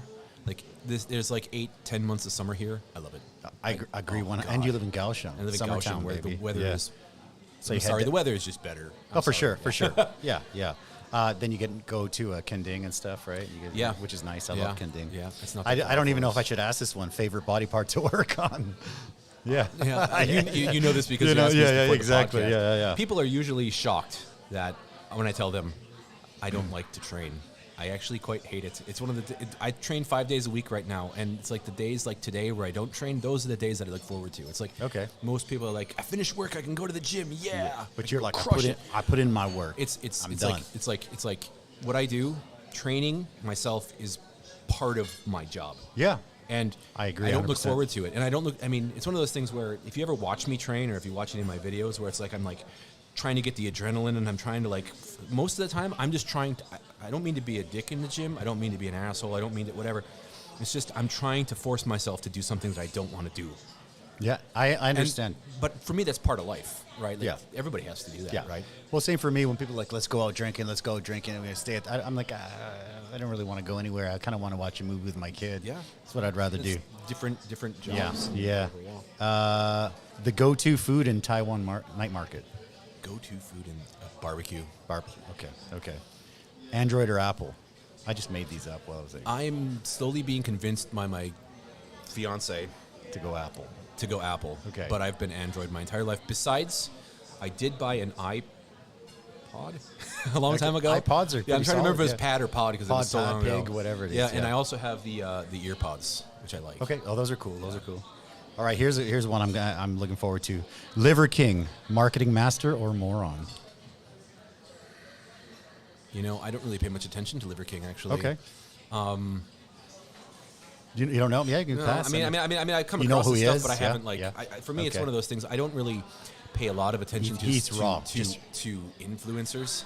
Yeah, okay. Just because I think that, not to go on a tangent, but I think that they actually do a lot of. There was actually a YouTube video yesterday or today that came out that was discussing like whether, quote unquote, fitness Influencers? influencers are they good or bad? Okay. I'm I mean, it depends on who it is and it depends on what they do, but I usually am.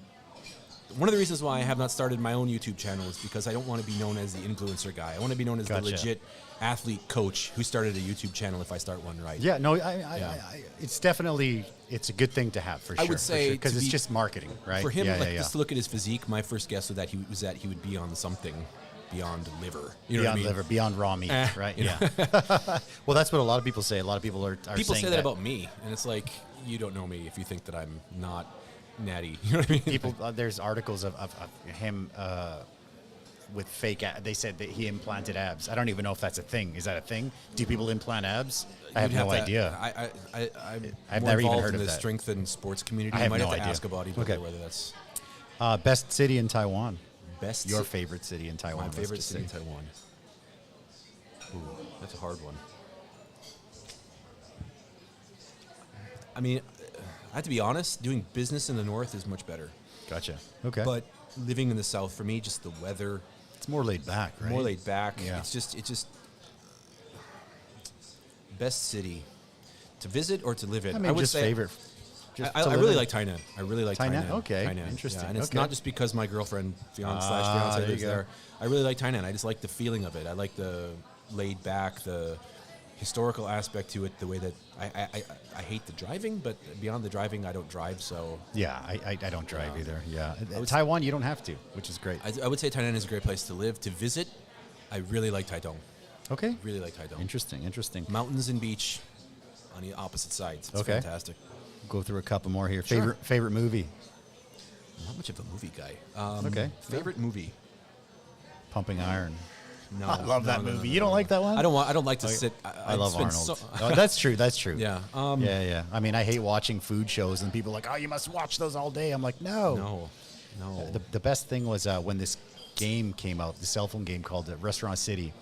And people are like, oh my God, Restaurant City. And I'm like, well, what's that? They're like, oh, it's where you can go in and you got to open a restaurant. You've got a budget and you've got all these staff. And when they get pissed off, they quit. And customers come in. And when they wait too long, they give you shitty reviews and they quit. And I'm just like, that's my life. Yeah, I don't want to play that game. Your That sounds dream like is to play that? That's my nightmare. That's my nightmare. I will never touch that game. That's my life. I would say I'm kind of a sappy history Oh, beauty. sort of a thing. So Okay. things like Braveheart, things like Ooh, I love that. 300. Oh, yeah. Nice. Beautiful. That said, I'm a guy, I haven't seen like a movie in the cinema for probably 10 years. Oh, wow. So, Okay, shoot. yeah. Okay. So a lot of the movies that I've seen recently probably have been like anime, like not anime, but like cartoon movies. Well, that because my your son. watch- Yeah, Because my your son son. Of watches. course. Yeah. We have a movie theater across the street, so we go a lot. Yeah, that's kind of like my vacation. That I get to shut my brain off, take my kid for some popcorn and a movie. Yeah, well, for me, I It's just different I for feel me. like I just got really tired. I know that there are other movies besides Hollywood movies, but I just got really tired of the Avengers number No 78. Avengers? And like, it's just, can we have something new, please? Right? That's awesome. I love it. Okay, two more. Dream job. Dream Or job. are you living it? I cannot see myself doing something else at this point in my life. So you're living it. Yeah, Yeah, I probably. love it. Dream. I mean, I love being a coach. There are, like every other job, there are things that you want to. I don't know. You want to quit. You want to throw out the window. You want to do whatever with. But I cannot see myself doing anything else. Gotcha. So, Okay. yeah. Beautiful. And the last one, most. Beyond a professional athlete. Plug. Okay. There you go. Yeah. Sponsorship available, right? Yeah. Hey. Sponsor. Let's go. Most inspirational person in your life. Ooh. I don't know if I should. Yeah. Inspirational. My dad. Yeah. Obviously. I yeah. know. To go through what he went through hell. As long as I knew him, like I was conscious. You know what I mean? Okay. Like I was from being very, very small and not really remembering all that stuff to being like, from what I remember of him, his life was hell, and he just kept going. Okay. Just kept going. Part of it, that's kind of the fuel that pushes me to do some of the things that I do. Okay. Is remembering like, yeah, this yoke feels heavy. These farmers feel heavy, but it's nothing like cancer, man. Yeah. It's going to get me emotional. No. I love.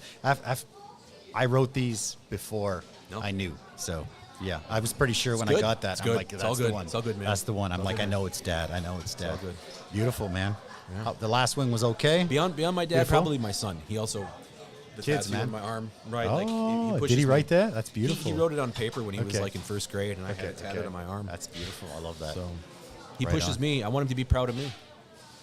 Well, let's go through, finish these pictures off before we get the last one. Yeah. Yeah. So So this is. I love it. That's such a great picture, dude. I love it. You want me to explain the tattoo or explain the picture? Because it's a little bit different. Well, either one. I love the tattoo. The tattoo is, well, I'll go with the tattoo because the picture is kind of self-explanatory. It's just the tattoo artist took it of me after he finished it. Yeah. My first tattoo, I wanted to do this for about 4 years before I did it. And I think something about lockdown and COVID kind of made something snapped inside of me. That was just like, you know what, things that I complain about being a coach, I complain about coaching, I complain about we all training, about right? We all complain about shit we shouldn't really complain about, right? But it's like, at the end of the day, what I love in life was taken from me. And that was hard. And something just snapped at me. It was like, dude, you're going to be 40. The things that you say you're going to do, you just got to fucking do them. Fucking do it. Fucking do them, right? And so the origins of this tattoo, there's a band that I like, that I listen to sometimes when I'm lifting extremely heavy, which their name is Slipknot. Okay, And nice. I know Slipknot. There's a song that they have from a few years ago on the Gray Chapter, which is my favorite album of theirs, which is called The Negative One. And there's that line in The Negative One that says, I'm bound to walk with a target on my back. Okay. At least I'm ready for another attack. And I like that. That's pretty good. For me, it has different levels of importance for me symbolically in that my first coaching job, I was always kind of hounded by my students saying, you know, my goal is to be stronger than you. Their goal was to be stronger than me. Their goal was to be stronger than me. Their goal is to be stronger than me. Okay. And it was like, yeah, I'll put a target on my back. Go ahead. You know what I mean? Yeah. I welcome that kind of shit. You're not waiting. Goal You're getting as stronger. a coach, if my goal as a coach is not to make my students better than I am, then what the fuck is the point? I agree. Right? So 100%. hey, come and get. But I'm not going to make it easy for you. Yeah. Right. So here You're I not am. going to lie down. Here's the target. And I don't mean to get like negative here, but there are certain aspects about doing business everywhere, but also in Taiwan especially, where there's some stuff that's kind of underhanded and, you know. Oh man, yeah, I know 100%. Anybody, we'll just kind of like eye to eye, heart to heart with this kind of thing. I used to coach soccer, and you know, as a foreigner, probably the only foreign coach in Taiwan, or in southern Taiwan anyway. I know that there are coaches in the north. I'm sorry, I made a misspeak there. You know, I stick out in a crowd. There's a target on my back. Sure. And I've been the target of some stuff. And it's like, well, really, here I am. You're still kind of behind me. All that shit that you say online, all those things that you don't dare say to my face. Yeah. The only reason you're doing it on my back is because you can't catch me, man. Well, the only reason why you're doing it behind my back is because you can't catch me and you don't dare say it to my face. Okay. Yeah. So that's enough for me. I come from a generation and I come from a place where it's like, you get smacked for shit. Your friends stab you to the front. Right? Yeah, no, I agree. Yeah. I agree 100%. So, you know, I mean, that's what men do as far as I'm concerned. All this behind the back bullshit. Yeah. That's what the women did in my generation. It was like this one would say this one about this one behind her back, and then eventually they'd have a cat fight where guys were like, all right, let's do it. Right? Yeah. For me too, I mean. And it's lost. That's like completely lost in the generation today, where it's like, oh, everybody has to worry about each other's feelings and stuff. Yeah. It's like appropriation stuff, right? Like for me, I have no reason to lie. You know, if I can help someone, I will always help. There's no reason to lie. There's no reason to not. There's no reason to do backhanded shit. There's no reason. For me, anyway. I mean, that's what I think. That's what I think. I mean, for me, it's always kind of like the weapon of the week, right? Is to do it behind the back, right? Agree. Yeah. It's like if you and I have a dispute, I always appreciated the people who come to me to my face and say, yeah, so do I. And you know what? Maybe we'll have a disagreement and we can't resolve it, and at the end of the day, we can't be friends. Yeah. But more often than not, it's just some sort of a misunderstanding. I think life. One of the most important things in any life, in any business, is communication. Communication is always what caused something good or something bad. And when there's a miscommunication, it's because people are not communicating enough. When people read too much into things. Yeah, overthinking. Overthinking. It's just like, well, it's like, I don't have the time to sit and think about how to. Like, I don't have the time for that. I don't have the energy for that. And I think people will overthink it because of the lack of communication, the lack of info that they got, and then it becomes like. Much bigger than what happened. Yeah. What? I stepped on your toe because well, then just tell me. It was an accident. It'd be just like, tell me. Sorry, dude. Yeah. Right? Like, just tell me. Yeah. I'll apologize and it's done. Right? Don't exactly. hold it in forever and want to kill me over 100%. Next picture. Boom. Oh, that's a good one. That's like the war cry. It's like, oh, let's go. This was a what's the word I'm looking for? Cathartic. I competed in August. Okay. I was very disappointed in my performance. No, I mean, a lot of people were like, third place, man. Like, that's great. Like, I didn't even place. I didn't even get to compete. I didn't do this.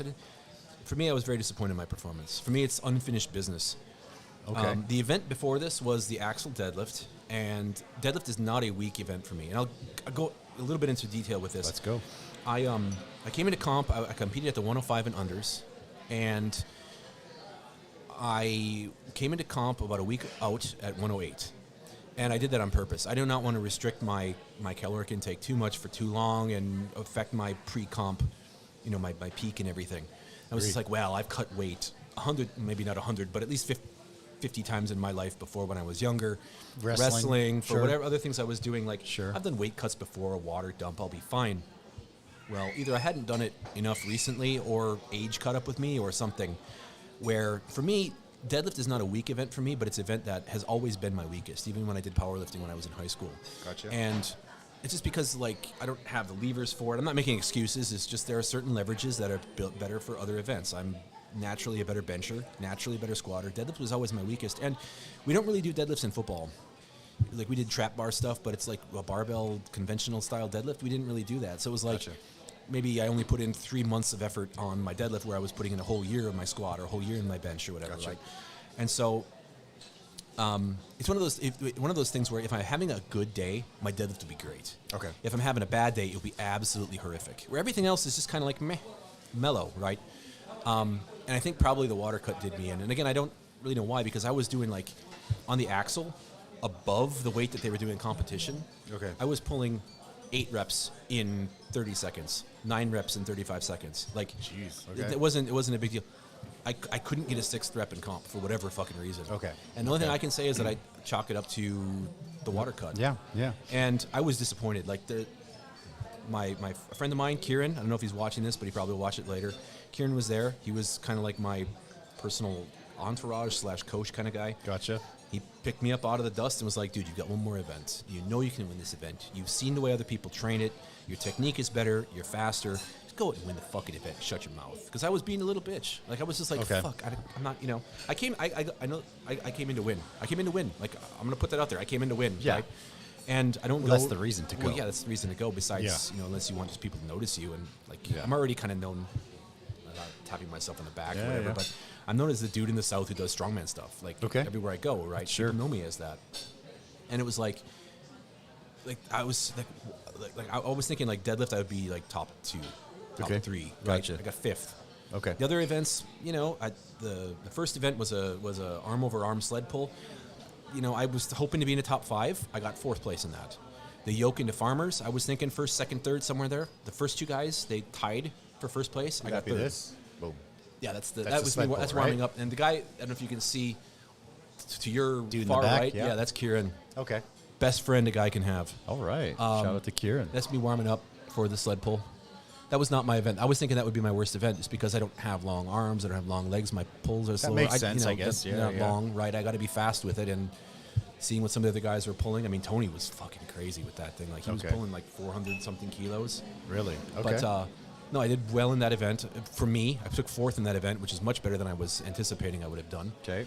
The yoke into farmers, I got 3rd. I was thinking probably 2nd or 1st, but the first 2 guys ahead of me, they actually tied for 1st, so they split the points. Gotcha.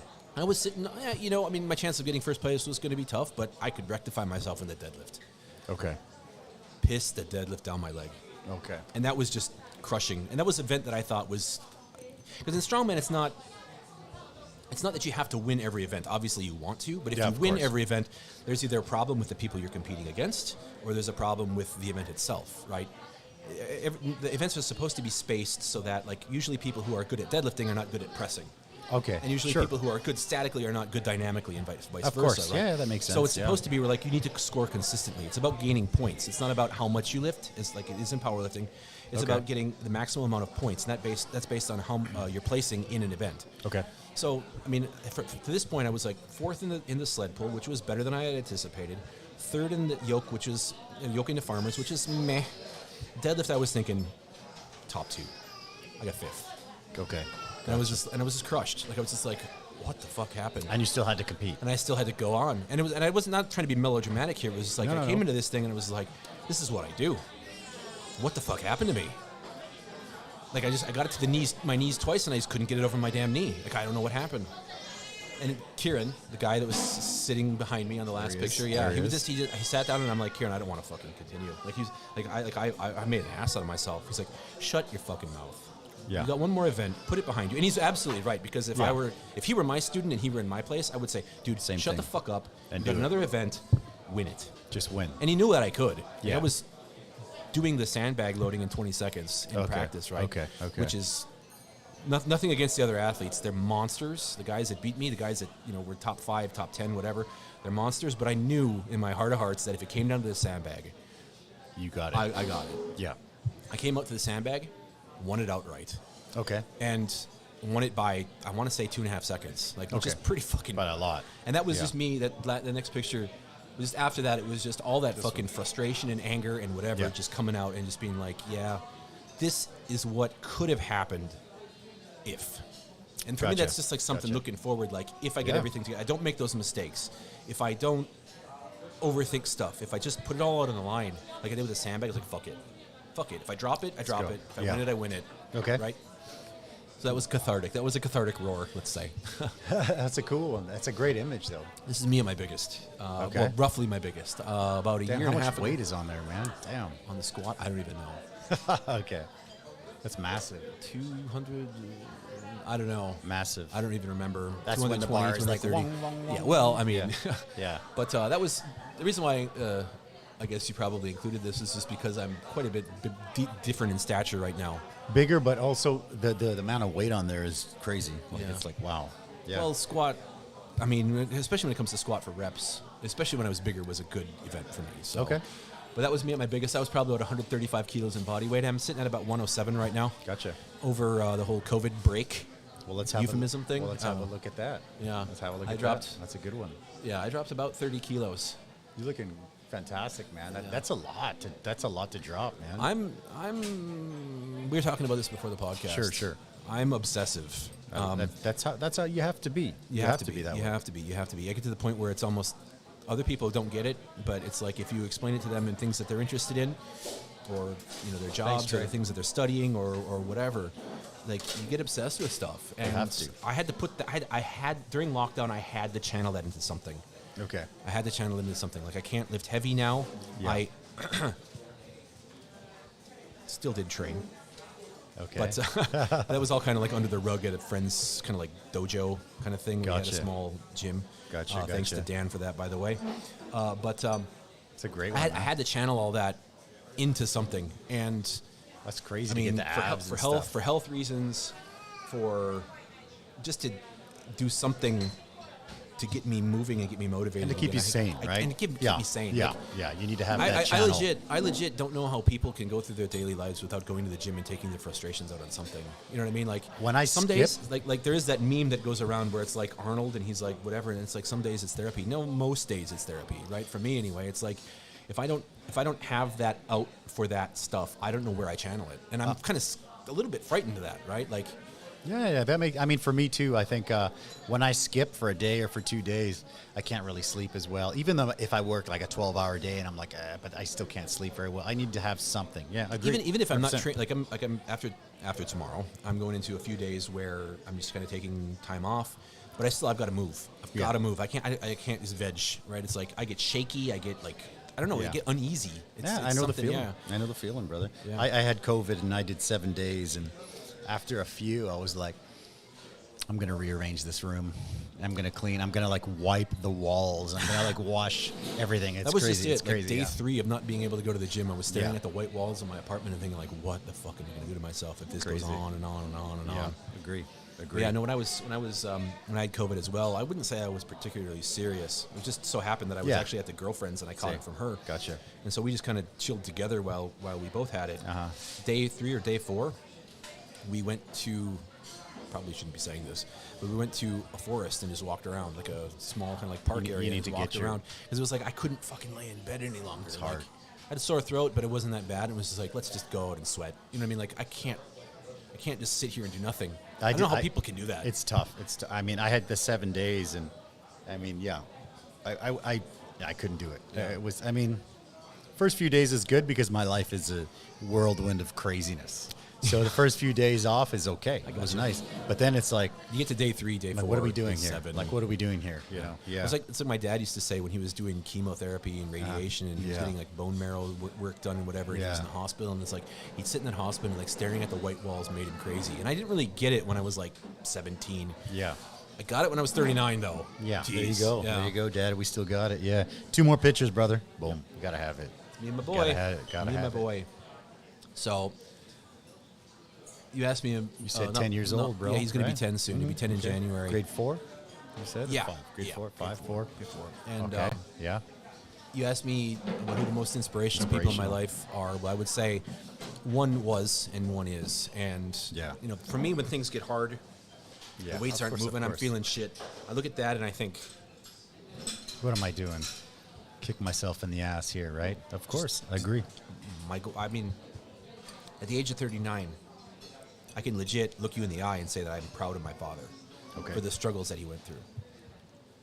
I hope my son says that about me one day. He will. You know? He definitely will, man. He looks like a happy kid. And he looks like a good kid, man. Does he like school? Is he liking school? Yeah. Hit or miss? Hit or miss. I think he's at the point right now where he probably starts to hate it because of local the homework school and the homework, right? Yeah, but, agree. But he's a good kid. He's a good kid. He I'm a little bit old school in my parenting. That doesn't mean that I hit him or whatever, but it's, you know, no means no, and yes means yes. For sure, and, for sure. Yeah. And, you know, he takes to that pretty well. I think I've always kind of been a believer, like I said, I'm a little bit old school in my parenting. And I think it should be that way. I think especially boys with fathers, like boys kind of have to be a little bit afraid of their dads for a while. Right? For sure. And that doesn't mean that you got to hit them, and it doesn't mean that you got to constantly bitch and complain, but it's one of those things where it's like, there will be consequences to the shit that you do if it's not good shit. And I agree. Yeah. So. And boys have that extra energy of like, I'm bored. I'm gonna go break shit. They come to a point where they just don't respect their mothers as much anymore because they know that they probably can handle their mothers, but they can't handle dad. Right? It's just that's just the law that That's the way. It's the law of the jungle, basically. It is. Right? It is. That's where I was going with that. Exactly. That's it. Yeah. I also have a little girl about the same age, and she's a super daddy's girl, but she has to go to jiu-jitsu. She has to do. Well, that's just it. Sometimes we'll skip, but. You know, when we're in our groove, I'm like, no, you have to go. I really do think you have to go. That if I were to have a daughter, I probably would be more of that kind of way with my daughter if I were to have one. Like I'm soft on certain things, but she has to have she's got to have some kind of something. I mean, I think a lot of the little stuff, it's again old fashioned. Sure. Mom can kind of take care of if necessary. Not that I'm putting all the responsibility on mom, but it's one of those things. But it's like. You know, when it comes to some of the other stuff, it's like, all right, your mother can't handle this, now it's my turn. No, that's it. That's it. I mean, like for me too, my daughter's mostly with me. I don't want to say I raised her because we both raised her, but my daughter is kind of like a little bit more Western thinking because we both grew. You know, she grew up in a restaurant. It's a Western restaurant, so she's pretty she's a little more Western thinking. Okay. She goes to local school, so that's definitely tough because of the homework. It's tough for. But the international school is just out of the budget. It's just it's tough. But she still has to. She's got to do her jiu-jitsu. She just has to. Yeah. I mean, by the whole ideal situation for me is by the time she's like 15, 16. I mean, she's not going to be a black belt or have to be a black belt, but she's got to have something. She needs to know what's up. Yeah. Just in case there's I agree 100%. More likely than not, there'll be a situation. You know, when I'm not around and she's an adult and you can't protect them from everything. You're gonna have to throw up a triangle or something when something. You know what I mean? If some dude is trying to, if you can put him to sleep and get the fuck out of there, then my job is done. I agree 100%. That's something too that I think that maybe culturally it's a little bit different. You mentioned your daughter's Western way of thinking and your own Western way of thinking. I think that. There are times and things that you just can't protect them from being children. And it's Taiwan's very safe. It's a very safe place. Very safe, but you don't know what. But, I mean, I've been threatened with sticks as well before. And a baseball bat before. So it's like Agreed. Safe, to an extent, right? Yeah. One more picture, bro. Sure, no worries. Boom. Okay. Well, I guess there's two. There's two. This is she's my fiance. Okay. Congrats. My son's mother and I are divorced. Okay. This is my girlfriend / fiance, Julie. She lives in Tainan, or she's originally from Gangsan, but she lives in Tainan. Gotcha. She's also a coach, personal trainer. We met a little over a year ago, and it's kind of funny. I always told myself I was never going to date a personal trainer, a female personal trainer. Oh, okay. And then look what happened. Well, there you go. So now when you're going to we build met, your empire together. yeah, well, I mean, it's moving in that direction. When we met, she was more interested in doing bikini stuff and that kind of thing.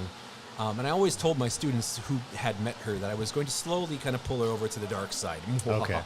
And she went. When we went to the SBD weight testing stuff before pre-comp stuff, where they're testing weights and that kind of thing and testing events. She was watching that, and she went with me, and she was on watching that, and she was like, "This looks kind of fun." I'm like, "I keep telling you, right?"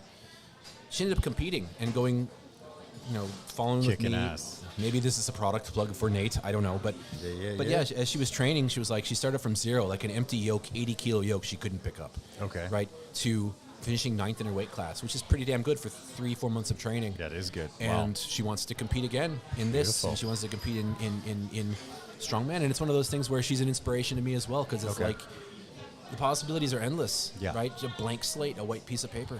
Yeah. Speaking of that, there's a Strongman coming up in March, There right? is. Let's have a plug for that. All Come right. on. Well, there's got to be a plug for this. Because There's got to be a I'm one plug of for the Strongman. Let's three go. main people who are putting this on. Yeah. The Chijin Beach Beast Bash. Again, let me say that again. The Chijin Beast Beach Bash, which will be next year, 2023, March 4th and 5th, which is the first Saturday and Sunday in March. It'll be at Chijin, which is in Kaohsiung. Okay, on the beach. And we're gonna have 6 events. Beautiful. It's kind of more of like a local show, a little bit more laid back. Is it going to be like any live streaming or anything? Is it any video? Working or on it. anything? I'm Okay, hoping. Let me yeah, know. let me know if you need some help with dude. that. That was. I'm in. Yeah, I'm yeah, in. Yeah, we've got. We're in the mix for a live stream. I definitely want to have a live stream just because I think, if you want. Also, some of our sponsors I think would also love to have, and anybody else who would want to be a potential sponsor. Sponsors. Yes, to be able to get any sort of. Beyond the Taiwan local market and outside, anybody, you never know, and I think you can attest to this as well, Eddie. You don't know who's watching. You don't know who's watching. You don't know who's watching, and if you can open up avenues and open up business avenues and whatever, again, like, live stream for me would be huge. It's a 2-day event, 3 days, 3 events per day, and 4 weight classes per sex. So for women's weight classes, it's 55 kilos and under, 65 and under, 75 and under, and 75 and over. And then for men's, it's 75 and under, 90 and under, 105 and under, and then 105 and over. Okay. And is there an age sort of? Nope. So a 25-year-old guy and a 65-year-old guy. I mean, as far as like liabilities and stuff, probably you have to be an adult to compete. Okay. But we're hashing all that stuff out right now. Beautiful. I love it. But if any of you are interested, I think you've included my Instagram. That's my all website, there. I've got your website. Yeah. I've got your Facebook. I got the Instagrams. Hit me up. This is the man to talk to. We're going to be opening up registration for it's an open invitational, and I'll explain what that is. Okay. Basically, I've decided, or the 3 of us, the other 2 people that are helping me with this, that's Lin Liwei in Kaohsiung also. Shout out to Draft House, by the way. Ooh. And also Graham Dart. Shout out to the Chijin Sunset Beach, the 3 of us that are putting this together. And also thank you to Red Point as well. Ooh, Red sponsorship. Point. Yeah. We love Red Point. Love Red Point. We love you, Red Point, helping sponsor the events. Where was I going with this? We're talking about the event, right? March, man. Yeah. March Madness. We decided that's going to be an open invitational, meaning that invitations have been sent to all the athletes that I have contact information from the SBD event who finished in the top 5 of their weight classes. Okay. Should have all received invitations. If you haven't, that's likely because I was unable to find your personal information. You can always hit me up on Instagram, or whatever. And the rest of the placements are all open for registration. So that the open registration will start November 7th right now. That may be subject to change, but pretty much that's in stone. We're working on the website right now, getting all that stuff set up. Okay. Shout out to Mumi for helping put that together.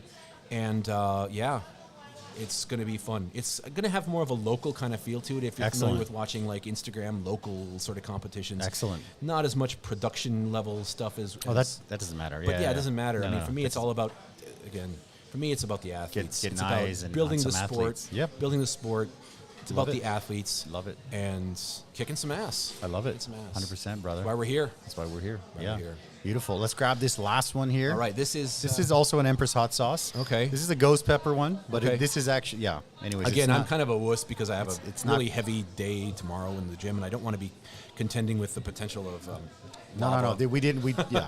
We didn't do, anyways, yeah. But yeah. So yeah, I also, yeah. Thank you so much for this. Brother, thank you for coming out. Let's give a little cheers. Yes. And while this is definitely a little spicier than the other ones, but it's not, it's not the usual level Nice and of sour and spicy, redonkulous. Yes, yeah. Yeah, like so it. basically, one more thing I want you to talk me through. Sure. We had a lot of pictures today, but through this little video here, right? You ready to rock? Yeah. Boom. So this is This is fun. So this was actually just a couple of days ago. This is on Sunday. Really? Yeah. Okay, wow. This is me doing a log lift that I had not done, log cleaning press that I had not done in a long time, and gym fucked me.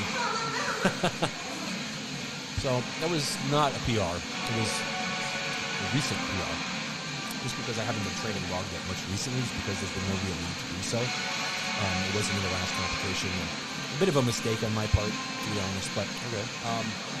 So what happens is that it's a head rush, just pushing too much, or the average Joe has never tried to push that much. Well, for me, it's kind of one of those things where it was like, I was wondering when this would finally come to me, because I've been strength training to various capacities now for over 20 years. And it's never happened. And it's never happened. I've seen videos, and I was like, this has got to happen. I mean, not that I'm looking forward to it, it's just like, when will it come to me?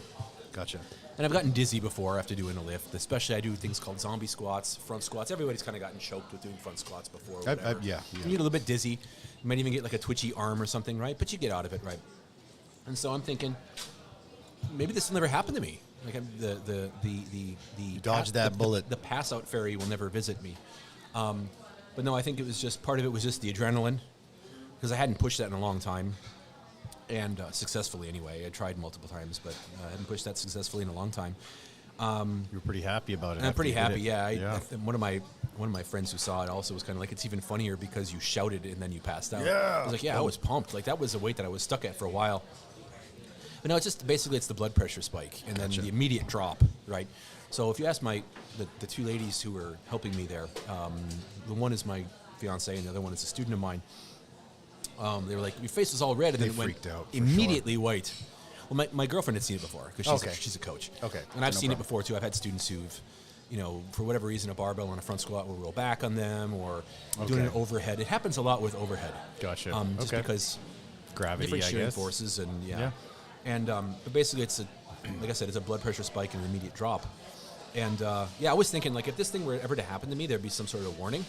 Okay. Like you slowly kind of like see the world turning black around you. This was it's like a light switch. Immediate. Yeah, it was immediate. Like I threw it down, I was like, yeah. And then I just hit the floor. And I think we're okay. we're good. Thank you. Where was I at? Oh. Yeah, the blood pressure spike drop. And the adrenaline and whatever. And if I were to show you the whole video, you'll see me kind of like trying to psych myself up a little bit and kind of getting as much oxygen in and letting adrenaline out and whatever. But anyway, to cut to the chase, when I went out, it was just like I remember throwing the log down and being like, and that's one of the reasons why I actually throw it forward. And you remember, okay. I remember that, but it was like I woke up and I was like, did it fall down and hit me? Like, did it get blindsided or something? Yeah, and I like touched my head and I'm like, am I bleeding? And my girlfriend was like, no, you're fine. You just went under. Okay. I'm like, okay, how and long? Do you always seconds. Do you always have a camera or something set up like that, or? Well, that was just a lucky occurrence. I record all of my sets. Okay. And that's just me being OCD. Like That's I want to, like if I fail, perfection. If I fail, I want to know why. Okay. And I want to learn from it. And if I hit it, I want to know why I didn't fail. Okay. And part of it is also kind of like a record for myself because, again, you were mentioning before having Tony, send you a plan, send you a program. Beautiful. You you've got to go into the gym with a plan because, I mean, you going to the gym is better than not going to the gym. Yeah. But if you want to progress over time, make progress over time. Sure. You've got to follow something. Right? Yeah. And steps like and I want to see my progress, and I want to see okay, I did this week. This is my evidence that 3 weeks later, if I did this, and I can't remember, have I done this before? It's written in my log, it's in my videos. And I have that, and not only that, it's also a teaching tool for my students. It's like, look at this, I fuck up too, right? We aren't all perfect. Not every lift is perfect. And yeah, like, and another thing too, it's like, some people are kind of like laughing about it, and I laugh about it too. It's like, you got to own that shit, man. It's like, there's nothing to be. Well, you know what most I mean? people have never lifted anything like that Well, either, right? Yeah. So I mean, it wasn't that heavy, but yeah. But it's like, it's one of those things you just got to own it and not be afraid of it. It's like, the worst that can happen is you hit your head, get a couple stitches, you're back the next day. Like, I got up from that, I was laughing, I was smiling. I continued to train for the 3 hours. And you finished the workout. Yeah, and I trained the next day. That's crazy. And I had a great day. Okay. Yesterday was a great training day. So. Beautiful, beautiful. So yeah. Well, brother, we made it all the way through. You know, it's funny because a lot of people, before they come on, they're like, "Oh, I don't know if I can talk for an hour." We've done. I just never shut up. We've done over an hour and a half, I believe. Where are we at here? Yeah, something like that. Hour and a half, hour and 40. We got lots to talk about. But yeah, brother. I will definitely, before the event, I would love to have you and Tony at the same time. Definitely. Anytime you want to have me, man. Okay, yeah. Beautiful. I love that. And we'd love to have you down south, too. Maybe we'll come down and we'll bring all the gear down and we'll do something fun. I actually did sort of an on-the-road show with Canadian guy Wes Davies in Kaohsiung, at Legends in Kaohsiung. So it was fun. It was a fun thing. And also with... down for the live stream, down for everything, bro. With a live stream, yeah, definitely. Definitely, it's good stuff. Yes, thank you, sir. What are we cheersing with this? I guess water, yeah. Water, okay. okay. We got beer, too. Okay. We could do more than one. I love sparkling. I love the sparkling. Happy to be here. We have sparkling on tap, and I drink so much sparkling water. It's very nice. It's silly. That's one of the things I kind of lived off of when I was doing my big cut over. Oh, really? Yeah, that makes sense. Nice to have something fizzy with a little bit of flavor, because it's like you're drinking only water. And that's tough. Water gets boring. Yeah. But before we call it, do you have anything you want to say? Anything we missed? Again, thank you to everybody who's watching this. Anybody who's interested, please reach out to me on Instagram. Thank you to Eddy, and thank you to your venue here for hosting this. And thanks for coming and doing what you're doing. It's great.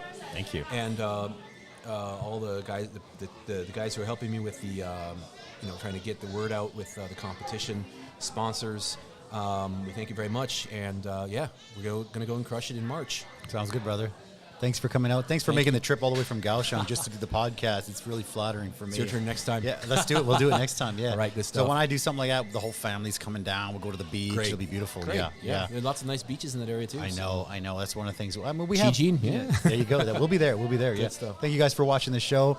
Thank you for checking it out. We did it a little bit earlier today because my man had to come all the way from Kaohsiung, and now he's got to head back. Train. So I appreciate that. Thank you guys for watching, and we'll see you guys next week. Bye-bye.